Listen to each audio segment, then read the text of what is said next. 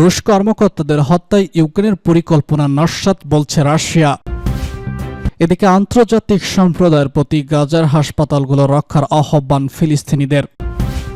জো বাইডেনের ক্ষমতার আদেশ নিয়ে ডোনাল্ড ট্রাম্পের তীব্র সমালোচনা। সর্বশেষ জানিয়ে দিব পাকিস্তানে পৃথক সংঘর্ষে এক মেজর ও ১৩ সন্ত্রাসী নিহত। রুশ কর্মকর্তাদের হত্যায় ইউক্রেনের পরিকল্পনা নস্যাৎ বলছে রাশিয়া। রাশিয়ার উচ্চপদস্থ কর্মকর্তা ও তাদের পরিবারের সদস্যদের হত্যা করার বিষয়টি পরিকল্পনা রুখে দেওয়ার কথা জানিয়েছে রাশিয়ার নিরাপত্তা সংস্থা এফবিএমপি। ইউক্রেনের গোয়েন্দা সংস্থা মস্কোর এসব হত্যার পরিকল্পনা করেছিল বলে জানিয়েছে রুশ নিরাপত্তা সংস্থা। রাশিয়ার ব্যাংক ও নথিপত্র রাখায় ফোল্ডারের মতো দেখতে বোমা দিয়ে এসব হত্যার পরিকল্পনা করা হয়েছিল বলে জানিয়েছে রাশিয়ার ফেডারেল সিকিউরিটি সার্ভিস।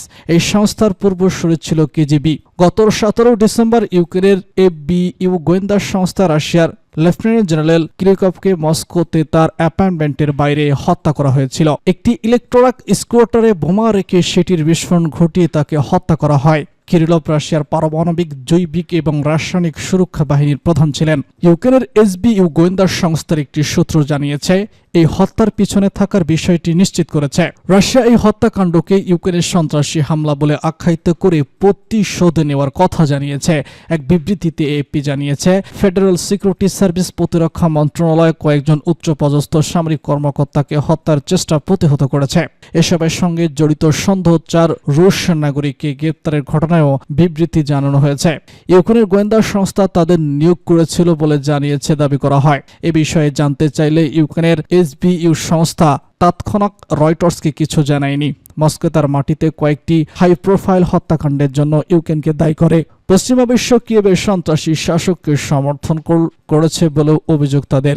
এদিকে রাশিয়া ইউক্রেন যে যুদ্ধ শুরু করেছে সেটিকে ইউক্রেন তাদের অস্তিত্বের জন্য হুমকি বলে মনে করে। তাই এসব টার্গেট হত্যাকাণ্ড বৈধ বলে মনে করছে ইউক্রেন। আন্তর্জাতিক সম্প্রদায়ের প্রতি গাজার হাসপাতালগুলো রক্ষার আহ্বান ফিলিস্তিনের। ফিলিস্তিনের অবরুদ্ধ গাজা ভূখণ্ডে কামাল দাওয়ান হাসপাতালের কাছে বর্বর হামলা চালিয়েছে দখলদার ইসরায়েলি বাহিনী। এতে প্রায় ৫০ জন ফিলিস্তিনি নিহত হয়েছে। এ ঘটনায় ফিলিস্তিনের স্বাস্থ্য মন্ত্রণালয় আন্তর্জাতিক সম্প্রদায়কে ইসরায়েলি হামলা থেকে হাসপাতালগুলো রক্ষা করার আহ্বান জানিয়েছে। শুক্রবার কাতার ভিত্তিক গণমাধ্যম আল জাজিরার এক প্রতিবেদনে এসব তথ্য জানানো হয়েছে। প্রতিবেদনে বলা হয়, রামাল্লায় মন্ত্রণালয় জাতিসংঘ সম্প্রদায়ের কাছে ফিলিস্তিনি অঞ্চলে বিশেষ করে গাজার হাসপাতালগুলোতে হস্তক্ষেপ ও নিরাপত্তার জন্য আবেদন জানিয়েছে। ফেসবুকে এক বিবৃতিতে স্বাস্থ্য মন্ত্রণালয় রোগীদের চিকিৎসা কর্মী ও চিকিৎসা কেন্দ্রগুলোকে ইসরায়েল আক্রমণ থেকে রক্ষা করার আহ্বান জানিয়েছে। এতে আরও বলা হয়েছে, উত্তর গাজায় রিড লাহিয়ায় কামাল দাওয়ান হাসপাতালে অভিযান এতটাই প্রমাণ করেছে ইসরায়েলের গণহত্যা যুদ্ধ অব্যাহত রয়েছে। ইসরায়েলের পরিচালক হুসাইন আবু সুফিয়ান এক বিবৃতিতে বলেছেন, ইসরায়েলি যুদ্ধবিমান থেকে বোমা ফেলার পর রেড লাইয়া প্রজেক্টর এলাকায় কামাল দাওয়ান হাসপাতালের বিপরীতে একটি ভবনের ধ্বংসস্তূপের নিচে আমাদের ৩ জন মেডিকেল স্টাফ সহ প্রায় ৫০ জন শহীদ হয়েছেন। আবু সুফিয়ান বলেছেন, চিকিৎসা কর্মীরা হামলার শিকার ওই ভবনে উপস্থিত ছিলেন কারণ তারা তাদের পরিবার নিয়ে সেখানে থাকতেন। তিনি নিহত কর্মীদের শনাক্ত করেছেন, যাদের একজন আহমেদ মাসুদ, তিনি একজন শিশুরোধ বিশেষজ্ঞ।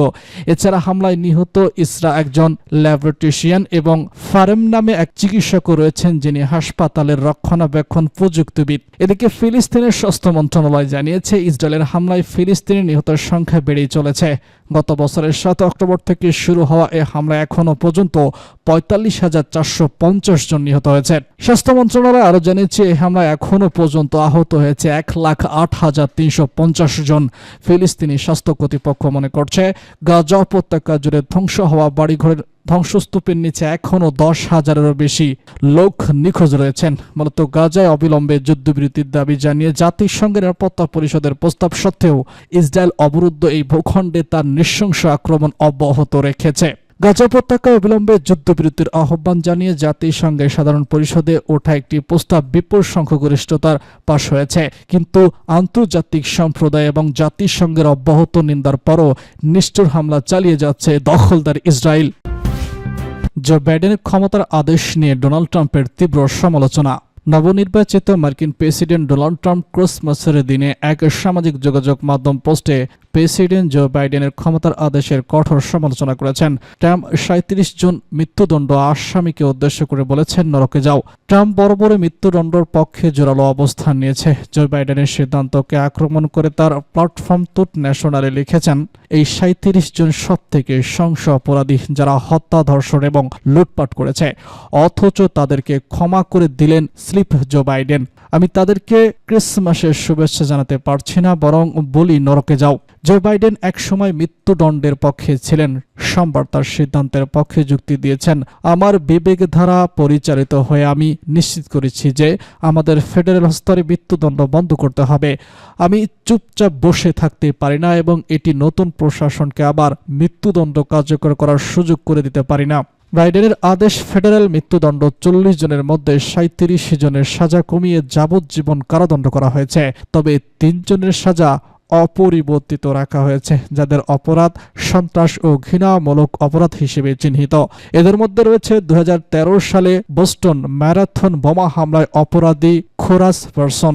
ট্রাম্প প্রেসিডেন্ট থাকাকালে দীর্ঘ 17 বছর যুদ্ধবিরতির পর আবার ফেডারেল মৃত্যুদণ্ড পুনরায় চালু করেছিলেন এবং তার প্রশাসনকে 10 জনেরও বেশি মৃত্যুদণ্ড কার্যকর করেছিল। এ সংখ্যা তার পরবর্তী প্রেসিডেন্টের সম্মিলিত মৃত্যুদণ্ড কার্যকর করার সংখ্যাকেও বেশি করেছিল। বাইডেনের সিদ্ধান্ত নিয়ে মতবিরোধ দেখা দিয়েছে। নাগরিক অধিকার আন্দোলনের নেতা মার্টিন লুং কিন জুনিয়র পুত্র লার্টিং থিং তৃতীয় বাইডেনের সিদ্ধান্তকে স্বাগত জানিয়েছেন। নেথ প্যালেন্টি ইনফরমেশন সেন্টারের তথ্য অনুযায়ী সাজা কমানো ব্যক্তিদের মধ্যে বেশিরভাগই সংখ্যালঘু সম্প্রদায়ের, 38% লোক কালো সম্প্রদায়ের মানুষ। পাকিস্তানে পৃথক সংঘর্ষে 1 মেজর ও 13 সন্ত্রাসী নিহত। পাকিস্তানের খাইবার পাখতুনখোয়া প্রদেশে 3 পৃথক সংঘর্ষে 1 সামরিক কর্মকর্তা এবং 13 সন্ত্রাসী নিহত হয়েছে।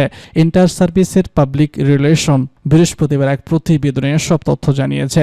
আইএসপিআর জানিয়েছে, উত্তর ওয়াজিকিস্তান জেলায় একটি গোয়েন্দা অভিযান ভিত্তিক অভিযান পরিচালনার সময় মেজর মোহাম্মদ আতাউফ তার সৈন্যদের নেতৃত্ব দিতে গিয়ে শহীদ হন।